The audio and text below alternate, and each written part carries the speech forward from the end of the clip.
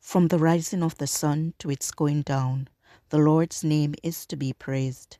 Let us open our hearts to his presence and listen for his voice in the stillness of this evening hour. Our evening sacrifice, the desire of ages, chapter 35, Peace Be Still, April 24th. Master, with anguish of spirit, I bow in my grief today. The depths of my sad heart are troubled. Awaken and save, I pray. Torrents of sin and of anguish sweep o'er my sinking soul, and I perish, their master. Oh, hasten and take control. The winds and the waves shall obey my will. Peace be still.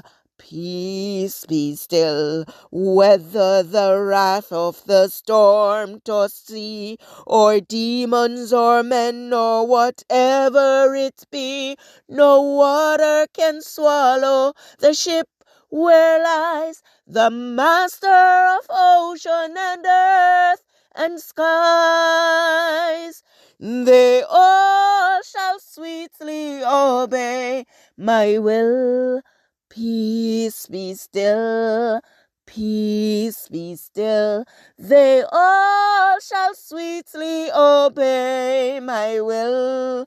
Peace, peace be still. This chapter is based on Matthew 8, verse 23 to 34, Mark 4, verse 35 to 41, Mark 5, verse 1 to 20, and Luke 8, verse 22 to 39. And when he was come out of the ship, immediately there met him out of the tombs a man with an unclean spirit, who had his dwelling among the tombs, and no man could bind him, no, not with chains. And always night and day he was in the mountains and in the tombs, crying and cutting himself with stones. But when he saw Jesus afar off, he ran and worshipped him. Mark 5, verses 2, 3, 5, and 6. In the early morning, the Saviour and his companions came to shore, and the light of the rising sun touched sea and land as with the benediction of peace. But no sooner had they stepped upon the beach than their eyes were greeted by a sight more terrible than the fury of the tempest. From some hiding place among the tombs, two madmen rushed upon them as if to tear them in pieces.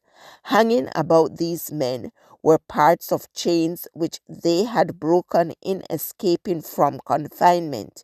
Their flesh was torn and bleeding where they had cut themselves with sharp stones. Their eyes glared out from their long and matted hair. The very likeness of humanity seemed to have been blotted out by the demons that possessed them, and they looked more like wild beasts than like men. The disciples and their companions fled in terror, but presently they noticed that Jesus was not with them, and they turned to look for him. He was standing where they had left him. He who had stilled the tempest, who had before met Satan and conquered him, did not flee before these demons. When the men, gnashing their teeth and foaming at the mouth, approached him, Jesus raised that hand which had beckoned the waves to rest, and the men could come no nearer. They stood raging but helpless before him. With authority he bade the unclean spirits come out of them. The words penetrated the darkened minds of the unfortunate men.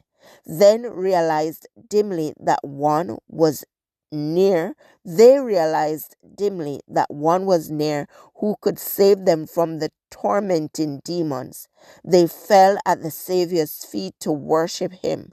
But when their lips were opened to entreat his mercy, the demons spoke through them, crying vehemently, "What have I to do with thee, Jesus, thou Son of God Most High? I beseech thee, torment me not." This passage was taken from The Desire of Ages, page 337 to 338.